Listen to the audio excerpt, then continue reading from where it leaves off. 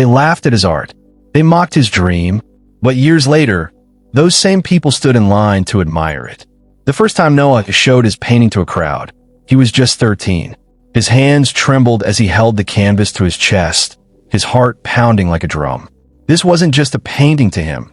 It was a piece of his soul. The school's annual art competition buzzed with excitement. Every wall was filled with polished portraits and perfect landscapes. But Noah's painting was different. His strokes were wild, his colors bold, his shapes imperfect, but alive. When he hung it on the wall, the laughter came like a slap. "Is this supposed to be real art?" A student giggled. "It looks like a 5-year-old did it," another added. Their laughter burned through him. The judges walked past without a word. He stood there, cheeks flushed, eyes stinging, wishing he could disappear. That night, he skipped dinner and sat alone on the floor of his tiny room. He stared at the painting, the one he had poured his heart into, and in that silence, he almost decided to quit. But somewhere deep inside, a small voice whispered, "Keep going." So he did. Every day after school, while others played outside, Noah locked himself in his room and painted. Not for the competitions, not for the judges, just for himself. His walls became his gallery.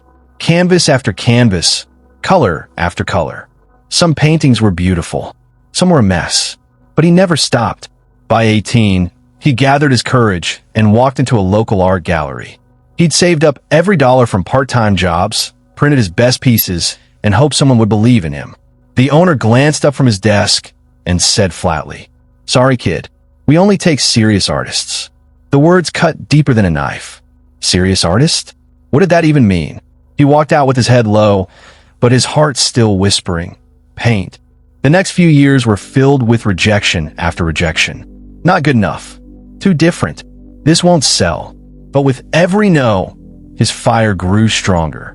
He painted through the pain, through the silence, through every door that closed in his face. His art became bolder, louder, more alive. Then one rainy evening, everything changed. A woman, soaked from the storm, walked into the small cafe where Noah worked part-time. On the walls hung a few of his paintings.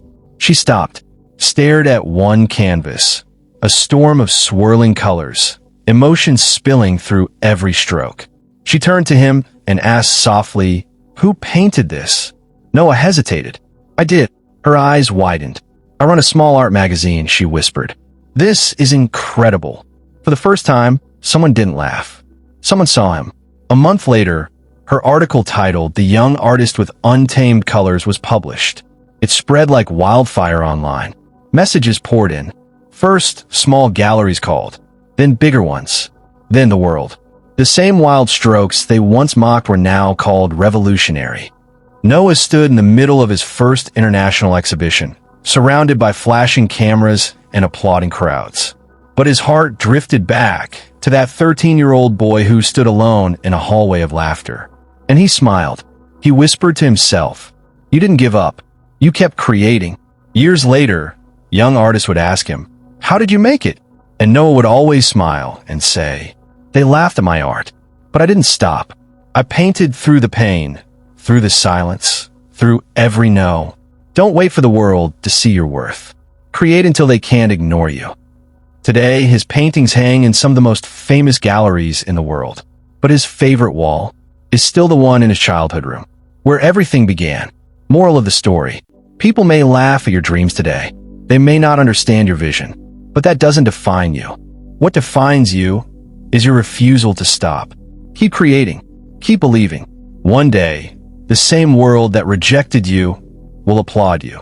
If this story inspired you, hit that subscribe button right now, because your dream matters, and your story could be next.